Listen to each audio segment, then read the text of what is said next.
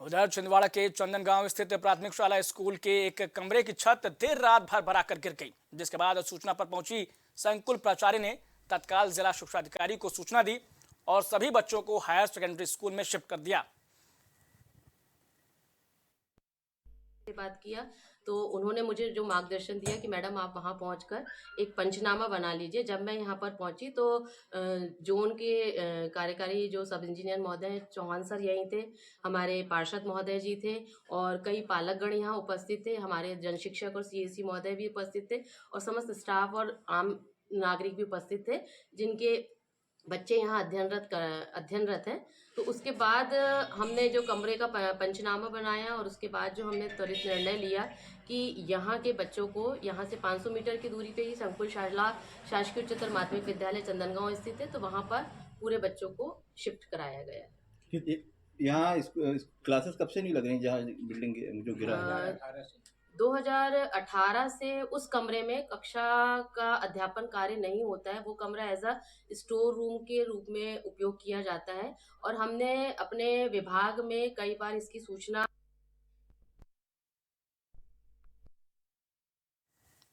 24 फरवरी को दिल्ली के जंतर मंतर में ईवीएम के विरोध में महाआंदोलन होने जा रहा है और इस महाआंदोलन में शामिल होने के लिए ग्वालियर से दिल्ली तक लोकतंत्र बचाओ यात्रा निकाली जा रही है। बताया जा रहा है कि कल ग्वालियर के फूलबाग स्थित अंबेडकर पार्क से लोकतंत्र बचाओ यात्रा शुरू होगी, जो मुरैना, धौलपुर, आगरा, मथुरा, पलवल और बदरपुर बॉर्डर होते हुए 24 फरवरी को दिल्ली के जंतर मंतर पहुंचेगी। पूरे देश का मुद्दा है ईवीएम बैन करने के लिए, ये मेन मुद्दा है। उसके साथ यहाँ प्रेस वार्ता सब लोगों को इसलिए बुलाया गया था कि 18 फरवरी यानी कि कल से हम फूलबाग मैदान से लोकतंत्र बचाओ यात्रा का शुभारंभ करने जा रहे हैं और ये यात्रा पूरे ग्वालियर में भ्रमण करते हुए आगे दिल्ली 24 तारीख को पहुंचेगी और इसमें मुख्य मांग है वो ईवीएम बैन करने की मांग है। दूसरी जो मांग है वो जातिगत जनगणना कराने की मांग है और तीसरी मांग है वो हमारी निजीकरण जितना हुआ है उन सभी जगह आरक्षण लागू करने की मांग है। इसके साथ अग्निवीर बंद करने के लिए मांग को उठाया है, लेकिन सबसे जो मुख्य मुद्दा है वो है ईवीएम का मुद्दा। उधर बिना विधायक निर्मला सप्रे ने लंबे समय से चली आ रही किसानों की अनेक मांगों को लेकर मंडी पहुंचकर मुख्यमंत्री के नाम ज्ञापन सौंपा, जिसमें विधायक ने किसानों की अनेक समस्याओं को उजागर किया और किसानों की उपज का न्यूनतम मूल्य जो भाजपा सरकार ने अपने वचन पत्र में गेहूं का न्यूनतम मूल्य 27 रुपए के साथ धान का न्यूनतम मूल्य 3,100 करने की बात कही थी, लेकिन आज तक उसको लागू नहीं किया।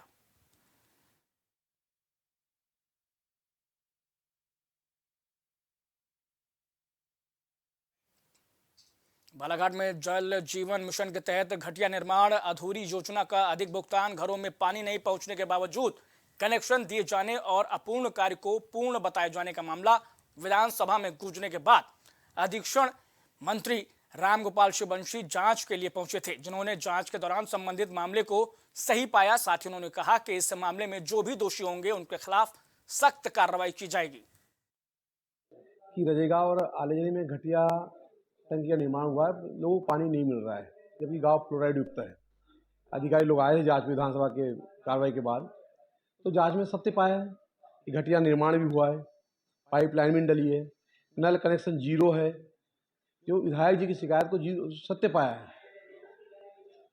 आलेजनी में टंकी का कोई ट्रायल नहीं है, कोई ठेकेदार नहीं है, गंदे पानी में पाइपलाइन डली हुई है, ये भी अधिकारियों ने देखा है आज। और क्या क्या अनियमितता देखी? अनियमितता काम ही नहीं, तो अनियमितता की बात की, अनियमितता है। वो टंकी गिरी हुई सज्जा देखा उन्होंने, वहाँ पर मटेरियल देखा, 3 फीट का एक क्यूब देखा जिसमें एक सलाग भी नहीं है, सरिया नहीं है उसमें, तो बताओ कितना घटिया काम होगा। टेक्निकल पर्सन लोग सब लोगों ने कनेक्शन पूरे जिले में सुनने, पूरे दोनों गाँव में सुनने हैं। ये आपके यहाँ नल जल योजना का पाइप लगा है, इसमें पानी आ रहा है नहीं आ रहा? नहीं आ रहा है जी पानी। कब से वो आ रहा है? ये पाइपलाइन बिछी है? ये पाइप 2 साल हो गया जी। अच्छा, आपने कनेक्शन ले लिया क्या इसका? नहीं, कनेक्शन तो हुआ है। अच्छा, हाँ, पानी नहीं आ रहा है? नहीं, पानी नहीं आ रहा। फिर कहाँ से पानी की व्यवस्था करते? ये कुएं से। कुएं से करते हैं? जी हाँ। अच्छा, ये कौन सा मोहल्ला कहलाता है? ये ग्वारी मोहल्ला। अच्छा, कितने घर होंगे लगभग वहाँ पर? यहाँ पे होंगे 50 होंगे। 50 से अधिक है। हाँ 50 से अधिक यहाँ है। किसी के यहाँ भी पानी नहीं आ रहा है? नहीं नहीं नहीं। अच्छा, ये पाइपलाइन जैसे डली है और ये जो आपका यहाँ कनेक्शन दिख रहा है, हाँ। तो इससे आप लोग संतुष्ट है नहीं है? क्या संतुष्ट है साहब, बिल्कुल यानी परेशानी है हो ना। अच्छा, नाली के अंदर है तो पाइप? हाँ नाली के। रैली में उद्योग विभाग में सालों से अतिक्रमण का शिकार पड़ी हजारों वर्ग फुट जगह को खाली कराने की कवायद में लगा हुआ है, जिसके चलते बीते 2 दिनों से लगातार अवैध अतिक्रमण, रेहड़ी, गुमटी और अतिरिक्त पक्के निर्माण कार्यों पर नगरीय प्रशासन और पुलिस प्रशासन की मौजूदगी में बुलडोजर की कार्रवाई की जा रही है। हालांकि इस अतिक्रमण से मुक्त कराने में प्रशासन और उद्योग विभाग को काफी परेशानी का सामना भी करना पड़ रहा है, क्योंकि छोटे दुकानदार इसका जमकर विरोध कर रहे हैं। दिक्कत ये है कि हम लोग छोटी छोटी टपरी रखे हैं, बच्चों का प्रतिपालन कर रहे हैं। यहाँ पे जो बड़े बड़ी इमारतें बनी हैं, यहाँ किसी भी प्रकार का उद्योग नहीं हो रहा है। उद्योग के आदमी आते हैं, पैसे लेके चले जाते हैं। यहाँ पे किसी भी प्रकार का उद्योग हो रहा है, घर बना के रह रहे हैं और सरकारी कर्मचारी है। यहाँ किसी भी प्रकार का उद्योग नहीं है। क्या हो रहा है उद्योग की जगह, क्या मतलब है? हम लोग छोटी छोटी टपरी वही मेन रोड पे रखे हैं, परिवार पा रहे हैं। हम लोग के पास कोई रोजगार नहीं है। यहाँ जमीन हम लोगों को आवंटित करो, ठीक है, मुख्य नगर पालिका अधिकारी द्वारा दी जाए। क्या कार्रवाई अचानक से हुई? अचानक से कार्रवाई। उधर भिंड के उमरी थाना प्रभारी अरविंद शर्मा ने कस्बे उमरी में मार्च निकालकर संभाली बाजार व्यवस्था को संभालने के लेकर लोगों को समझाइश दी। बताया जा रहा है कि उमरी थाना प्रभारी रविंद्र शर्मा ने दल बल के साथ में कस्बा उमरी में भ्रमण किया और इस दौरान रोड पर खड़े हाथ ठेले वालों को समझाइश देकर रोड के नीचे व्यवस्थित कर रोड पर यातायात को सुगम कराया।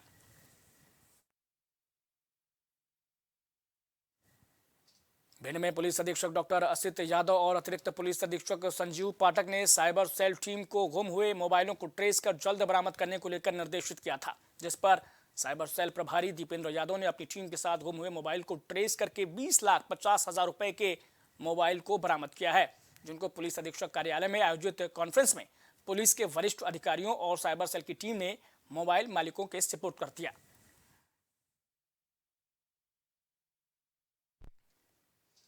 उधर ग्वालियर में चंबल अंचल के मुरैना जिले के अंबा थाना इलाके में गैंगरेप के बाद जिंदा जलाई गई महिला की हालत गंभीर बनी हुई है। बताया जा रहा है कि मदन, राकेश और गौतम ने उसके साथ बारी बारी से दुष्कर्म किया।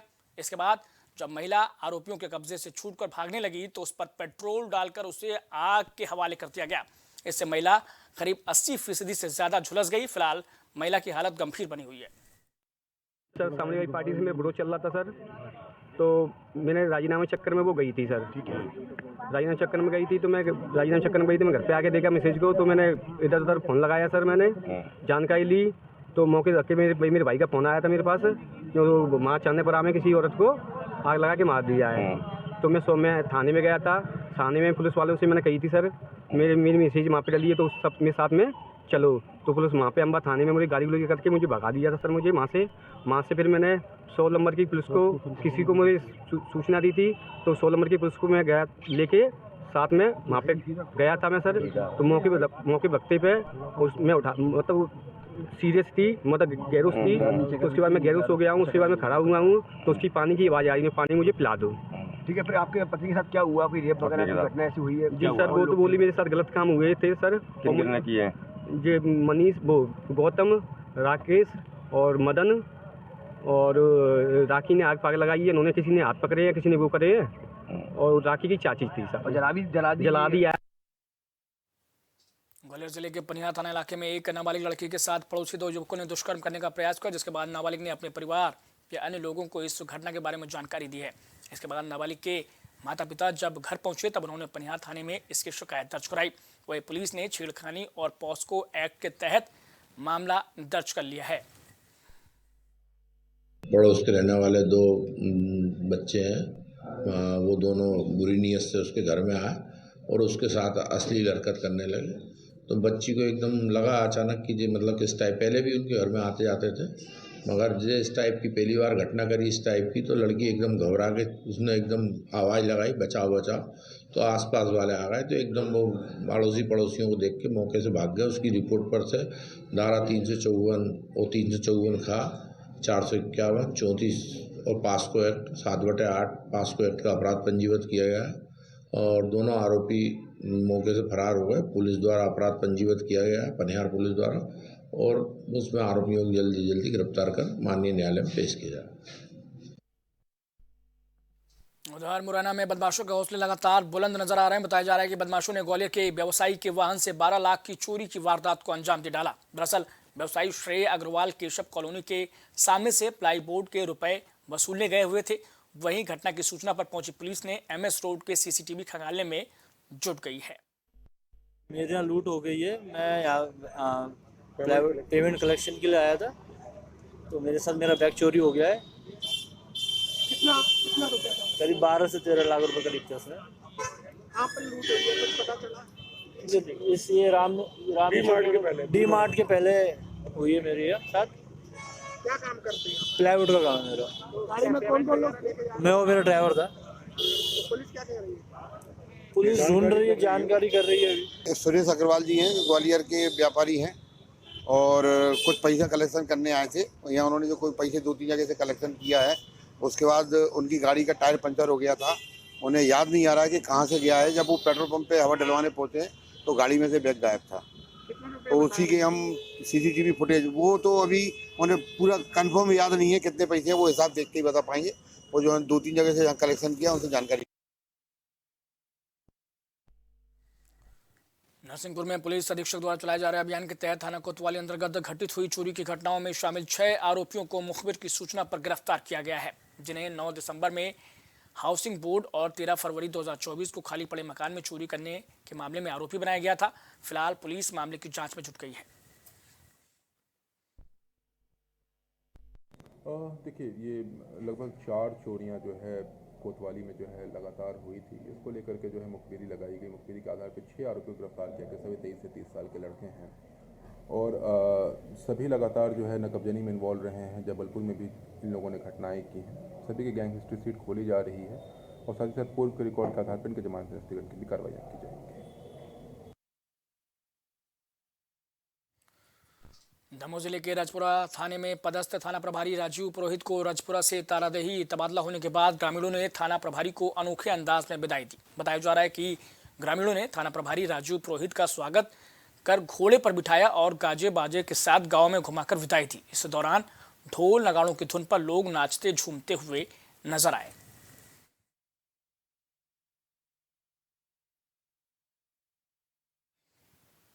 दमोह जिले के पथरिया में गुड सेफर्ड स्कूल में धर्मांतरण मामले में आज बाल आयोग की टीम ने मौके पर पहुंचकर स्कूल का निरीक्षण किया तो स्कूल से 4 बच्चों के धर्म परिवर्तन करने का जबरदस्त खुलासा हुआ। हालांकि स्कूल प्रबंधन समेत अन्य स्टाफ फरार है और मामले में जांच की जा रही है। छापामार कार्रवाई की गई है। लगातार पूर्व से इसकी गतिविधियों का जो है संज्ञान प्रशासन के पास में है, लेकिन अभी तक कार्रवाई नहीं की है। वजह क्या है? जी हाँ, गुड सेवर्ड स्कूल शुरू से निगाहों में है। हमारे यहाँ पर BRC स्तर पे जो है इस पे नज़र है और उनके द्वारा समय समय पर कार्रवाई भी की गई है।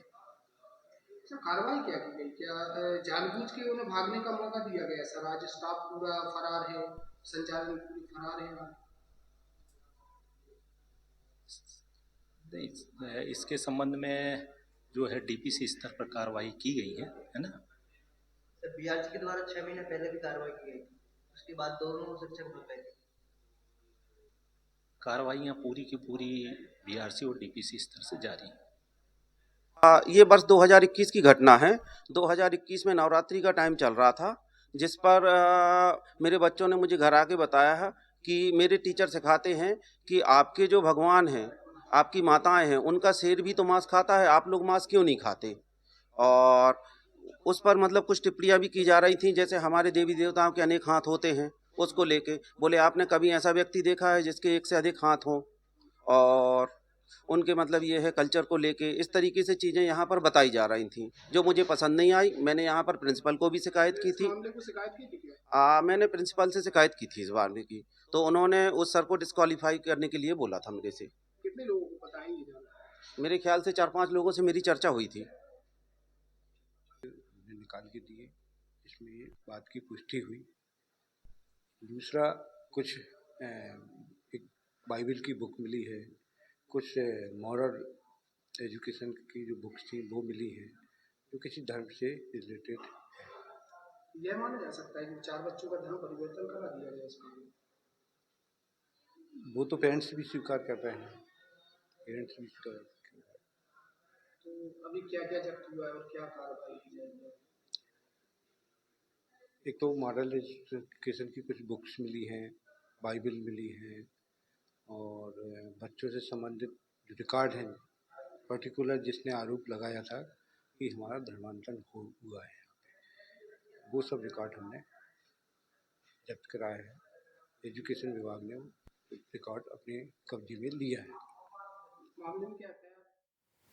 खबर कटनी से, जहां लोक निर्माण विभाग ने हाल ही में सड़कों का निर्माण और मरम्मत का काम करवाया, वहीं विभाग के जरिए ठेकेदारों ने जो सड़क बनाई उसकी गुणवत्ता की जांच करने दिल्ली से टीम पहुंची है, जिसने मोबाइल लैब के माध्यम से सड़कों की टेस्टिंग की और इस टेस्टिंग के बाद ठेकेदारों में हड़कंप मचा हुआ है। आपको बता दें कि लोक निर्माण विभाग ने 1571 लाख रुपए की लागत से पिपरौन से लेकर NBDS तक 7 किलोमीटर और 2 किलोमीटर देवरी हटाई गांव वाले क्षेत्र को मिलाकर कुल 9.1 किलोमीटर लंबाई की सड़क बनाई गई है।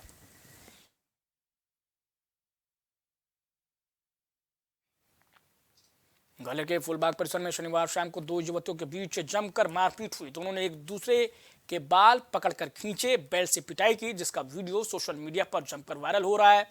और वायरल वीडियो की जांच में पता चला कि युवतियां नशे में चूर थी। फिलहाल सूचना पर पहुंची पुलिस ने मौके पर पहुंची तो वहां पर कोई भी युवती उन्हें नजर नहीं आई।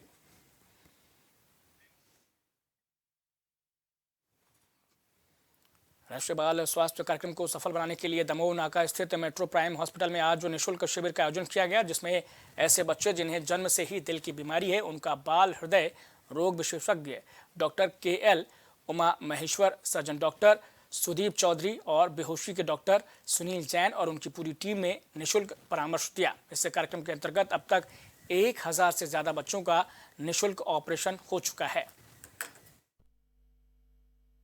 RBSK जबलपुर की जो टीम है जिला चिकित्सालय की, उसके द्वारा आयोजित किया गया है। इसकी खासियत यह है कि RBSK के अंडर में एक स्कीम है जो सेंट्रल और स्टेट हेल्थ गवर्नमेंट की तरफ से होती है, जिसमें 18 साल से कम उम्र के किसी भी बच्चे का, चाहे वो गरीब हो चाहे उनके पास पैसे हो, बट 18 साल से कम उम्र के सभी बच्चे का हार्ट में अगर कोई बीमारी है तो उसकी जांच भी निःशुल्क होगी और उसकी सर्जरी भी निःशुल्क ही होगी। लगभग सर कितने बच्चे आज आए हैं? लगभग 50 से 70 बच्चे अभी आए हैं, जिसको हम स्क्रीनिंग कर रहे हैं और जैसे ही स्क्रीनिंग होगी उनकी फाइनल रिपोर्ट बन के जिस जिला के होंगे उस जिला में से उनका अप्रूवल आएगा और हम उनको ऑपरेट करेंगे।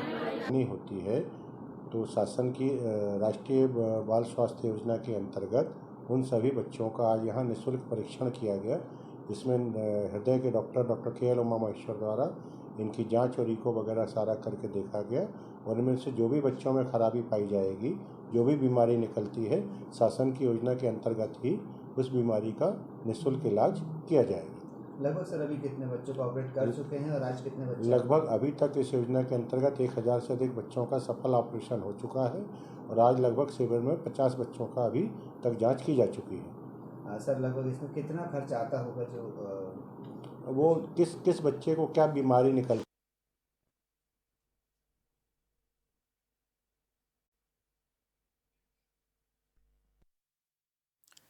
तो प्राइम मध्य प्रदेश में इतना, लेकिन आप बने रहिए प्राइम टीवी के साथ।